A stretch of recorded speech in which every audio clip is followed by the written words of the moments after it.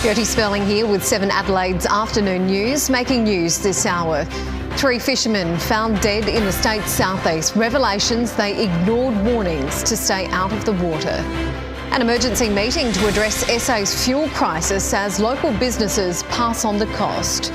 Why the AFL's being investigated for anti-Semitism over its Bondi tribute. Hollywood's Night of Night, all the Oscars highlights and how the Aussies fared. And the latest injury concern for a power forward turned defender. Live from Adelaide, this is 7 News. Good afternoon. The bodies of 3 experienced fishermen have been recovered after a tragic misadventure off Beachport on the state's southeast coast. As Hayden Nelson reports, the trio from New South Wales was warned not to take the boat out, but did so anyway. Well, crews have salvaged the 7-metre bar crusher boat, and debris which was scattered along the beach here near Beachport has now been retrieved. This after a mammoth search and rescue which ended in a tragic recovery. The 3 fishermen, including 74-year-old Les DeMamuel and 67-year-old Russell Fisher, were visiting from Collyamberley in country New South Wales. The trio set off yesterday morning despite less than favourable conditions. Seasoned fisherman Alan Campbell says he was among several locals who warned the group not to go into the water. But I wouldn't go out in those conditions. Police say conditions were too dangerous even for professional fishermen.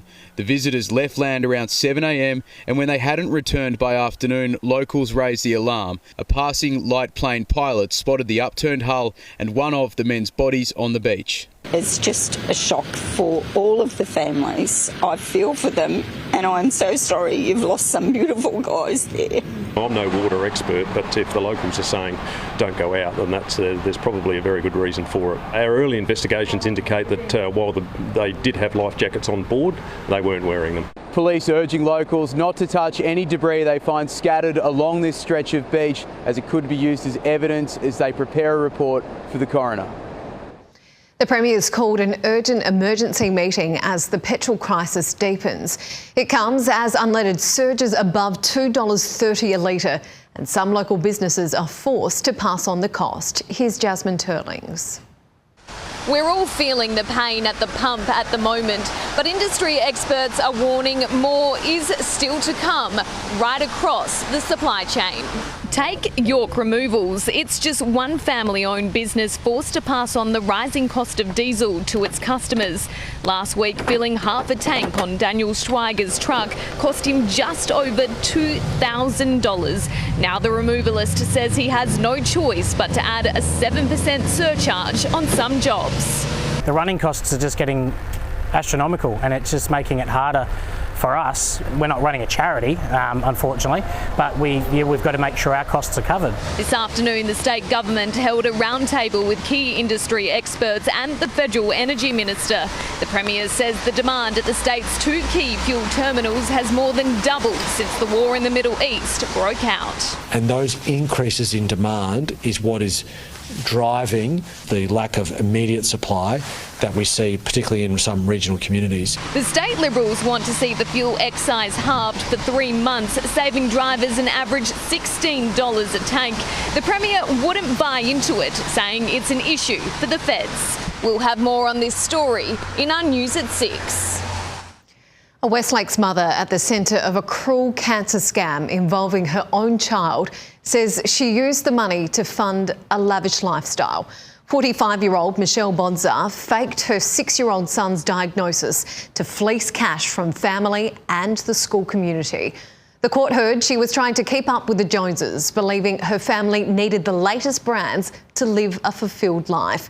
She claims her husband had no clue his son's illness was fabricated. A man accused of murdering an aspiring southern suburbs chef has faced court in Adelaide. Alan Kiplimo was extradited from Perth on Saturday night, hauled in front of a magistrate after 2 nights in the cells. He's accused of killing Caleb Leriano, who was found dead after a car crash at Morford Vale last week. Police believe he'd been assaulted before the accident. Kiplimo did not apply for bail and was remanded in custody until September. The Premier has hotly defended the state's Chief Public Health Officer over any potential cover-up during the state's algal bloom crisis. He says Professor Nicola Spurrier acted professionally and in line with the scientific advice she had. Mike Smithson has more. A resurfacing of last year's algal bloom crisis is the last thing the Premier wants 5 days before the state election. At a building site today, he was forced back into deep water ahead of an in-depth investigation in tonight's Four Corners program. It will be claimed experts warned of potentially dangerous brevetoxins in dead animals and marine life months before human health alarm bells were sounded. Research was given to SA Health officials in June, stating such toxins were there from the beginning. Professor Spurrier told our 7 News Seasick Forum in August that in Florida, where there's a brevetoxin, they think that the toxin is more of a trigger for people with asthma, but we don't have that as a problem here in South Australia. Okay. Yeah. It took another month for SA Health to change its advice. A month later, Professor Spurrier allegedly asked for a research paper to tone down references to severe human health effects. Does she still enjoy the Premier's full support? I have no reason to second guess her or the substantial public health team that sits around her. May that support change once the program has aired? No, that's not what I'm saying at all, Mike. Not at all. That's really important. The government is holding further comment until after the program has aired. US officials are now saying the war in Iran could be over in a few weeks as Donald Trump ramps up his war of words on allies. Live to Jacqueline Robson in Tel Aviv. Jackie, the president's just spoken from Air Force One. He has, Gertie. Donald Trump repeating those claims that Iran wants to negotiate as we enter week 3 of this war, but that has been rejected by Tehran. The US president repeatedly says that America has won this war, but Iran continues to fire back. There have been strikes on US bases in Kuwait and Dubai, and in Baghdad rather, and now the Dubai International Airport has had to have its flights suspended temporarily due to a drone strike nearby. Let's take a listen. We've essentially defeated Iran. They want to negotiate badly. I don't think they're ready. No, we never asked for a ceasefire, and we have never asked even for negotiation. Now, Donald Trump has also upped his rhetoric on allies helping in the besieged Strait of Hormuz. The US president had hoped countries like Japan, China, France and the UK would send warships to escort vessels through the Iranian attacks, but France has rejected it. The UK is discussing it. Japan says it's waiting to respond appropriately. All of this frustrating President Trump. Whether we get support or not, but I can say this when I said it to them. We will remember. Questions still remain over where Iran's supreme leader is. Mojtaba Khamenei hasn't been seen publicly yet. There are reports that he's receiving surgery in Russia for war injuries. The US president believes he could even be dead. But the Trump administration says this war could be over in a few weeks. Hezbollah is still clashing with Israel in Lebanon, and now there are reports another Iranian proxy, Hamas, could be mobilising. Gertie. Okay, thank you, Jackie. The federal government says it won't be sending Australian naval vessels in any global mission to reopen the Strait of Hormuz. As National Security Editor Tim Lester reports, Australia is in a tricky diplomatic position. How far will the government go here to assist President Trump's objectives in the Middle East? Well, this morning, a line was drawn. We won't be sending a ship to the Strait of Hormuz. We know how incredibly important that is, but that's not something that we've been asked we're contributing to. But even as the Transport Minister made clear that limit, the President was winding up pressure on allies. He wants their navies to help reopen the channel where Iran is choking off oil and gas exports.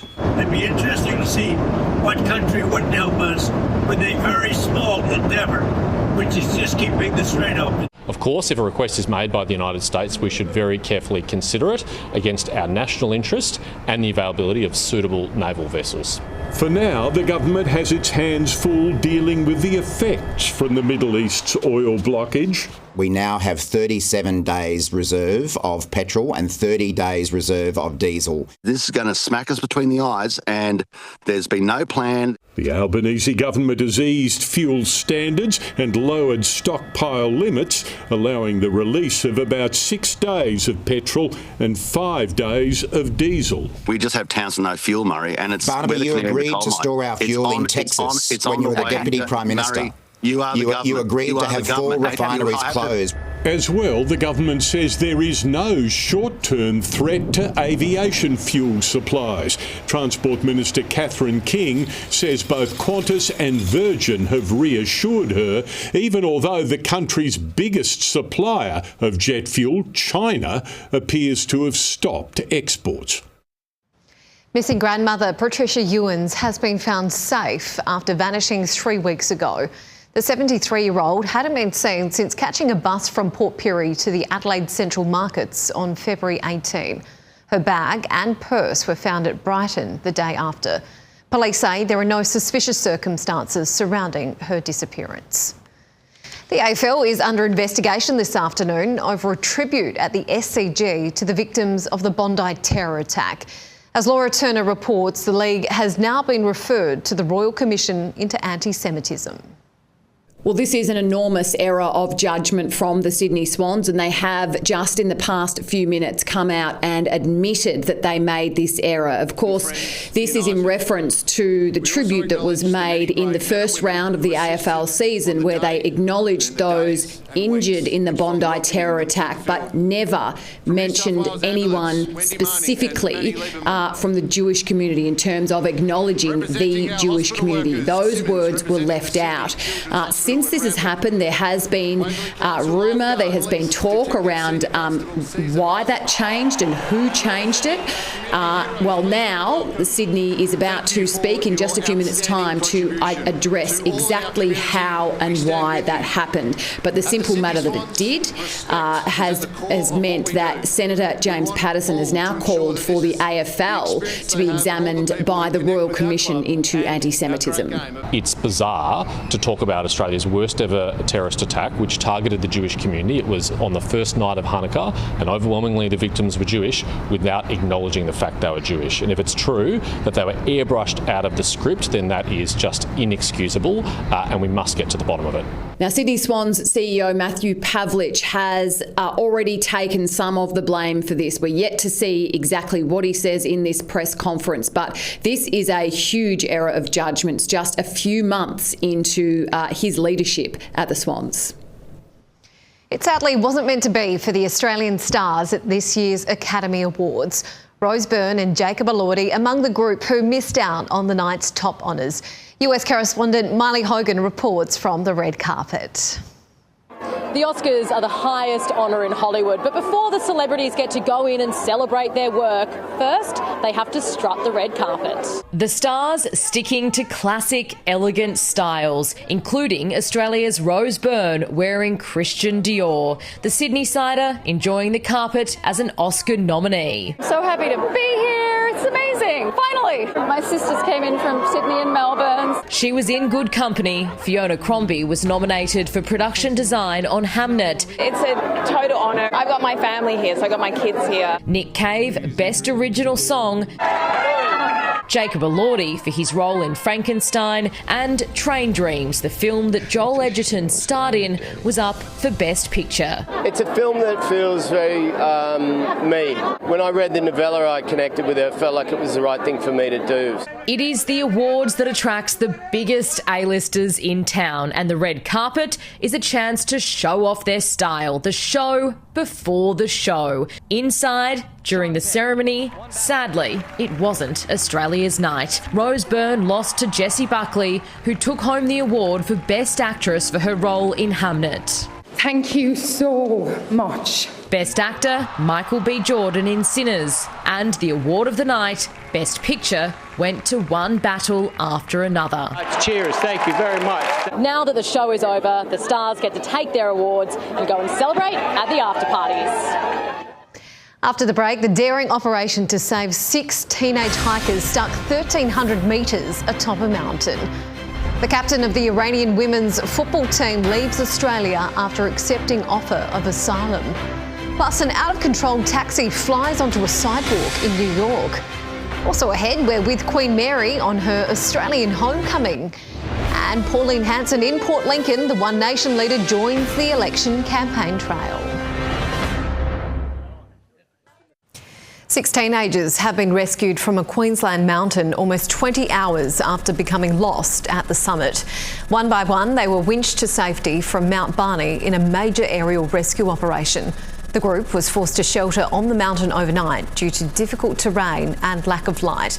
They all escaped injury. Another member of the Iranian women's soccer team who was offered asylum in Australia has left the country. Just 2 players remain in a safe house in Queensland. As Jade Richards reports, supporters are holding out hope they'll stay. The captain of the Iranian women's football team is understood to be the latest player to withdraw her bid for asylum in Australia. Zara Ganbari left the country just before midnight last night, joining her teammates in Malaysia, where they're waiting to return to Iran. A group of 7 players and support staff were granted humanitarian visas last week after competing in the Women's Asian Cup. It came amid concerns they would face backlash upon their return to their war-torn home country. Iranian state media had labelled the players wartime traitors when they remained silent during the national anthem before their first match. Shortly after the offer of asylum, one player reversed her decision and left Australia. 3 more followed over the weekend. One of them is a staffer, Zara Sultan Meshkakar. Activists who have been fighting for the players to stay claim she played a role in changing their minds. Australian officials say there is no evidence to support those claims. There are also unconfirmed reports from opposition news agency Iran International that security agencies of the Islamic Republic had threatened the captain, Zara Ganbari's mother. These girls, most of them were raised by single mums. So understanding the pressure that puts on them that if you do not come back, your mother will be affected in head. Just 2 women of the original group of 7 who accepted offers of asylum remain here in Queensland. Now it's time to go around the world in 80 seconds. Headlining today, a crash that has to be seen to be believed. We begin with this death-defying crash in New York, an out-of-control taxi slamming into 2 women as they stood on the sidewalk.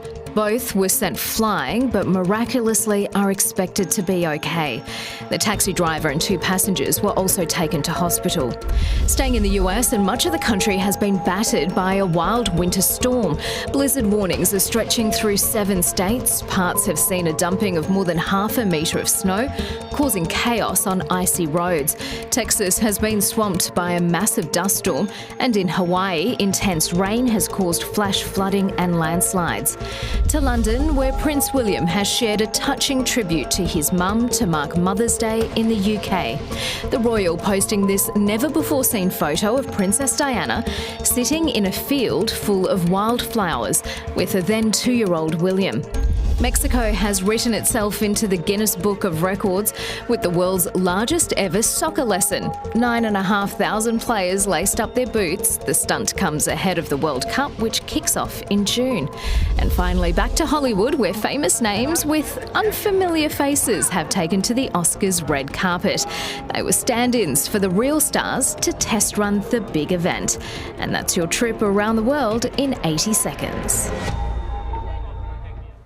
Danish flags are being waved proudly in our nation's capital as King Frederick and Queen Mary were greeted by an enthusiastic crowd. Isabel Mullen caught up with some of the lucky few who scored a first-hand encounter with Danish royalty in Canberra. Good afternoon. This is the fun part of the visit where King Frederick and Queen Mary meet members of the public. We caught up with a few people and asked them what it was like meeting the Danish royals. What was it like meeting them? It was It was amazing. They gave so much time to everyone. I even cheekily asked Queen Mary about the Tasmanian AFL team, whether she would be a #1 ticket holder of it. So, thought too good of an opportunity to miss out on. What did she say? She said, "Oh, we'll have to wait and see." Is this part of your backpacking tour? You've just added a royal visit in? Well, it's definitely not on the bucket list before coming in here because we didn't know they were coming, but it's definitely a great memory to take from here. What were they like? What did you think when you met them? I think they were very nice, very friendly. I thought they were lovely, like really nice, friendly, obviously like very elegant as well. Yeah, I love their outfit. Yeah, I'm buzzing to be here.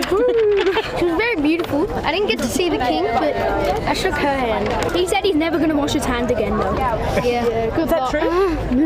It was really like special because I'd never seen someone so important like that close to me, like a metre away. And she's really pretty, so she's even prettier like in real life compared to the photos. The King and Queen wrap up their Canberra tour tonight, heading next to Melbourne before finishing this royal tour in Hobart, Queen Mary's hometown. Time for a look ahead at sport. And Tom, it was a dark day for the Power yesterday, but some good news this afternoon. Yeah, it was, Gertie. This is much needed after a very disappointing loss to North Melbourne. Key forward Todd Marshall limped off, but scans have cleared him of a serious injury. And Isaac's back, but who does he come in for against the Bulldogs on Friday night? Assistant coach Mick Godden on the selection headaches after a statement win over Collingwood. All that coming up a little later in sport, Gertie. Thanks, Tom. One Nation's Pauline Hanson is in South Australia after the break. What she got up to on the Eyre Peninsula. Plus, police used the River Thames to separate protesters in London. An Aussie boxing great's life-changing offer for a victim of a horrifying bullying attack.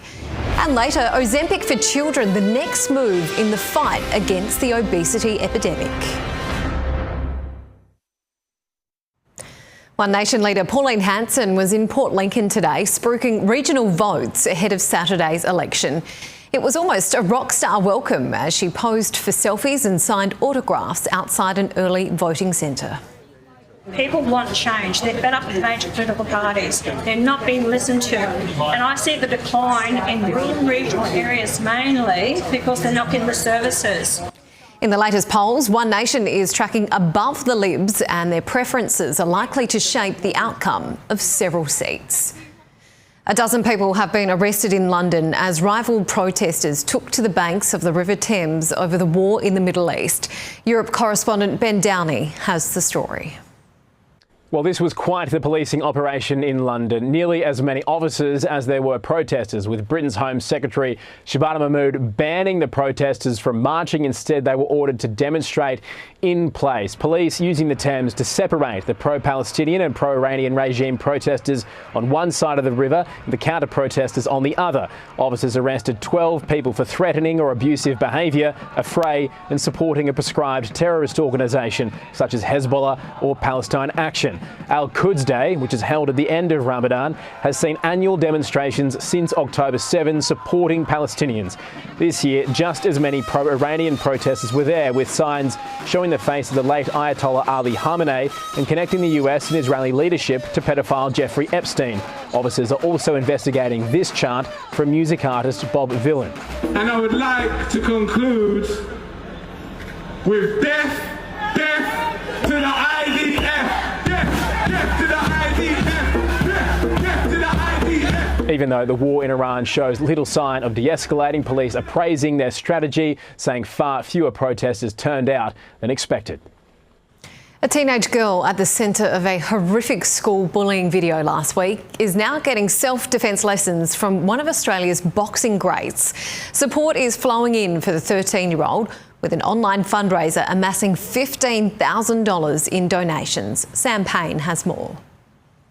Good afternoon. Well, there's been an outpouring of support for a teenage girl who was bullied in a video that then circulated online. The confronting footage spread online last week showing the victim being taunted, beaten and at one point forced to put a shoe in her own mouth.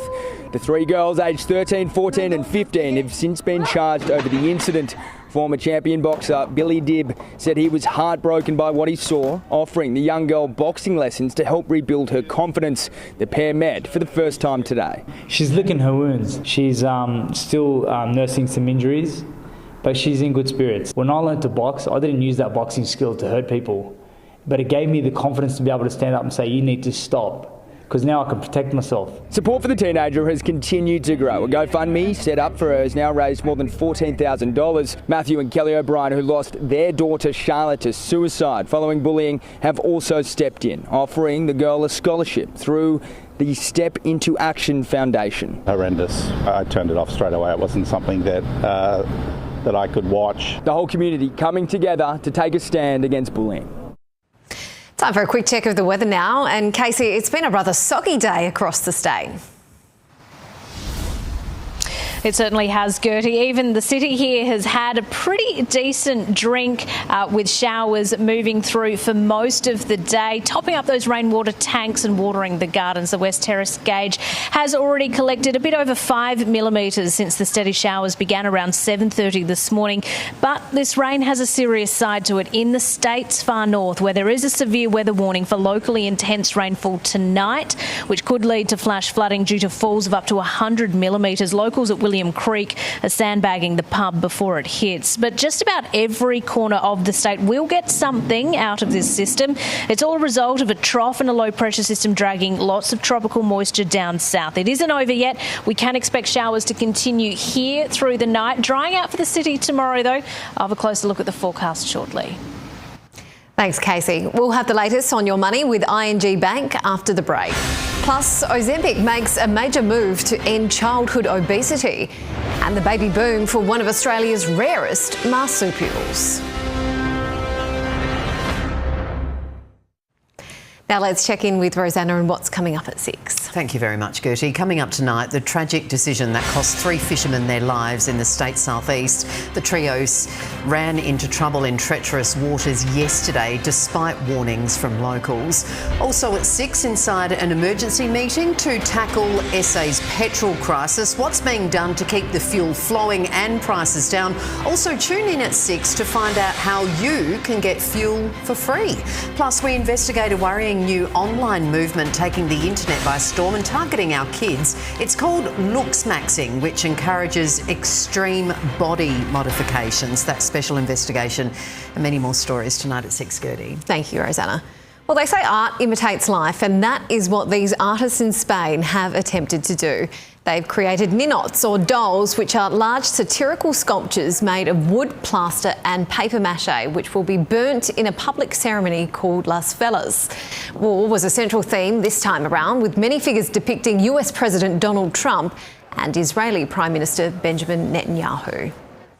It was a soft start to the week for the share market as investors wait for tomorrow's RBA rate decision. James Tao from ING Bank has more. Good afternoon. The local share market has started the week on the back foot, with the ASX 200 extending its decline for a third straight session, easing about 33 points or 0.4%. Investors remain cautious ahead of tomorrow's RBA rate decision, with money markets now pricing in roughly a 2 in 3 chance of a rate hike. At the same time, global attention remains fixed on the Middle East and its impact on oil markets. And with Brent crude still above $100 a barrel, the energy sector today led our gains, while retail and financial stocks were also firmer. But the main drag came from mining. A pullback in iron ore and gold prices pressured the sector. Iron ore, which is a key ingredient in making steel, came under pressure as weak steel demand from China pushed prices lower. Fortescue dropped nearly 4%, while gold miners slumped by as much as 8%. And finally, the Australian dollar is holding just above 70 US cents, supported in part by expectations the RBA could lift rates tomorrow afternoon. A new partnership between drug manufacturer Novo Nordisk and the Murdoch Children's Research Institute will now explore how weight loss drugs can help children living with obesity in the Pacific. The company's CEO spoke earlier today, warning we could soon face the same problem in Australia. 13 million. That's the number of people in this country living with diabetes and obesity. This is every person in Sydney, Melbourne, and Brisbane combined, ranking you 10th highest in OECD. A child born in Queensland today may have a lifespan of 4 to 5 years shorter than their parents. 4 to 5 years shorter than their parents.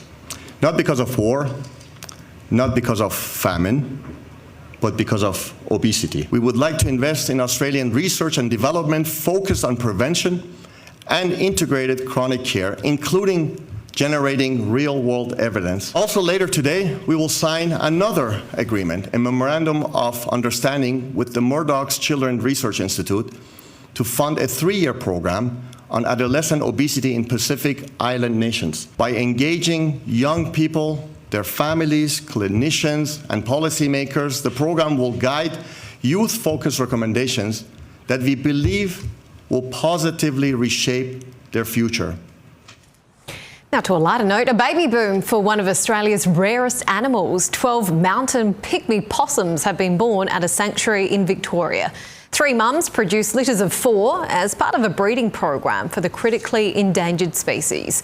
Fewer than 2,000 remain in the wild. Well, those mums certainly doing their bit, Tom. Certainly, very, very cute. Yeah, much cuter than those baby rats we had last week. Oh yeah, they make you shiver, don't they? Yeah, I wasn't a fan of those at all, even if they were endangered. Bad luck to them. Tom, let's move on to sport now. It's an embarrassment of riches at Westlake. Yeah, spot on, Gertie. Isaac Rankin's ready to return from his suspension for Friday night's Bulldogs blockbuster, but who's going to be the unlucky crow? That's coming up. Also, the latest on young gun Sid Draper's ankle injury after having scans yesterday. And the blame game begins at McLaren as Aussie Oscar Piastri fails to start again in China. Hello again. Luckless power forward turned defender Todd Marshall has avoided another long-term injury. He underwent scans on his ankle this afternoon after limping off late in the loss to North Melbourne at Marvel Stadium. The 27-year-old's been cleared of any structural damage and will be assessed over the next few days ahead of Sunday's clash at home to Essendon. Yesterday was Marshall's first game in 548 days after missing all of last year with an Achilles injury on his other leg. Well, Isaac Rankin's long-awaited return from suspension gives the Crows an embarrassment of riches and the coaches a major selection headache for Friday night's blockbuster against the Bulldogs at Adelaide Oval. Rankin served his 4-game homophobia ban and there'll be a very unlucky player to make way after a great team performance against Collingwood. Yeah, it will be. Yeah, there's no doubt. We certainly haven't started that process yet, but I know that in the back of all the coaches' mind, it's sitting there. Isaac's been great through this period, making sure he's connected to the playing group, and we've, obviously stayed connected. He's trained the whole time. He's done everything right. He's a huge part of our footy club, so exciting to see him back. The frustration continues for young gun Sid Draper. He had a scan on an ankle injury suffered in the club's Sandford trial and is likely to miss at least a week. It's challenging for a young man with that much power. His body's got to catch up to his power. He's just so quick and agile, and difficult on the weekend. He started really well. His first half was really good, and then rolls his ankle. Hopefully we get some continuity into his footy and he'll play a big part this year. Dan Curtin was doing the hard yards in recovery from knee surgery at a very wet Westlakes this morning. He was kicking the footy for the first time. Well, a crushing blow to Sydney's premiership hopes with star midfielder Errol Goulden expected to miss 4 months of action. Goulden dislocated his shoulder in Saturday night's thumping win over Brisbane. He'll have surgery later this week with hopes of returning in time for finals. Collingwood midfielder Scott Pendlebury's off to the tribunal tomorrow night for the first time in his 427-game career. He'll be fighting a one-match ban for rough conduct for his bump on Adelaide's Josh Worrell. Well, 36's big man Nick Rakocevic says the treatment he received from the South East Melbourne fans Saturday has only spurred him on for tomorrow's series-deciding clash with the Phoenix. That just goes to my roots, and it just gives me personal energy just to prove people wrong, and I love to do that. So but yeah, I invite all the boos and all the hatred that the crowd shows. It just makes me play better. The Sydney Kings await the winner of Game 3. Well, Adelaide United midfielder Ethan Alagich says the Reds must become more ruthless in front of goal if they want to be a serious championship contender. United has drawn its last 3 games 1-1 despite more attempts on target.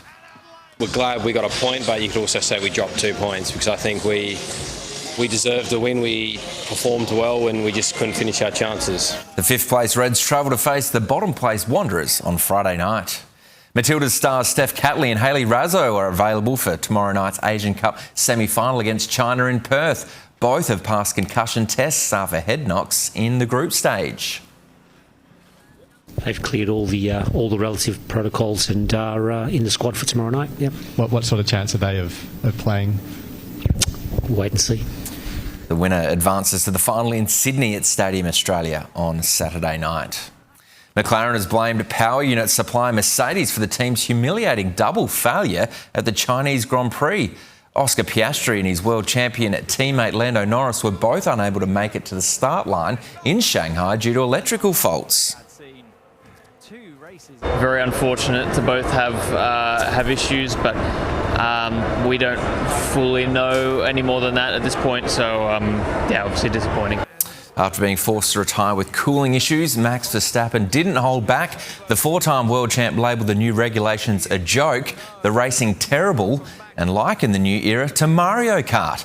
The drama overshadowed a historic win for 19-year-old Kimi Antonelli, who became the second youngest winner ever in F1. Mercedes teammate George Russell and Ferrari's Lewis Hamilton filled the podium. Like Mario Kart, maybe you could get on the grid, Gertie. I might have a chance.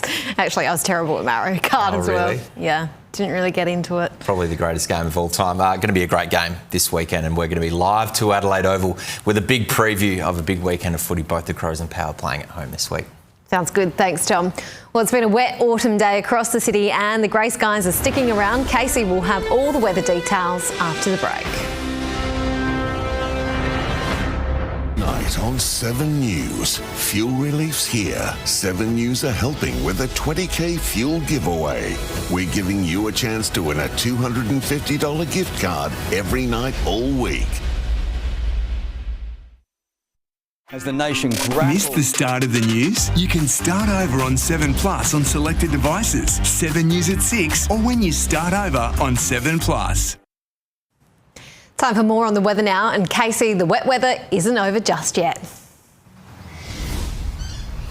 Gertie, we can expect the light showers to continue, especially here in the city, until about midnight tonight. Now, despite the consistent nature of the showers here all day, the West Terrace gauge has only collected about 6 millimetres. Heavier falls are in the far north of the state. Reports that William Creek near Lake Eyre has already recorded more than 50 millimetres. With heavier rain due there tonight, we could see some totals hit more than 100 millimetres. The Bureau issues a severe weather warning with the potential for flash flooding. Back to the city. It was a relatively warm night. The mercury dropped to 18 degrees. Some cooler air during the day though. Temperatures staying below 20. The top today was actually 21. That was around 6 a.m. Now it's around 19. Elsewhere around the country, the wet weather is on its way to Melbourne tonight. Currently 19 degrees there, just 15 down in Hobart. Sunny skies and 30 in Perth. On the charts, a trough and tropical low pressure system is driving the wet weather across the state, while more high pressure will persist in the south. Tomorrow we will see showers and rain at times continue about the north, with locally heavy falls possible about the northeast, including for Maree. Chance of a thunderstorm around Mooba. A shower or two in 26 the top for Port Augusta. A shower or two in 27 for Port Pirie. Showers easing and 23 for Redmark. Partly cloudy and 26 for Kadina. 22 for Edithburg and Port Lincoln. 20 for Victor Harbour. Grey skies and 25 for Murray Bridge. Partly cloudy and 24 for Mount Gambier. Now, a number of flood warnings and watches remain, especially across the state's far north. Keep an eye out for those. For the city, an overnight low of 17, dry skies, partly cloudy, heading for a top of 26, grey skies and just 22 the top for Mount Barker. Then temperatures are set to rise again toward the latter half of the week. Gertie? Thanks for that, Casey. And that's all from 7 Adelaide's afternoon news team. Will and Rosanna will have our next bulletin at 6 o'clock, and I'll see you later in the week. Bye for now.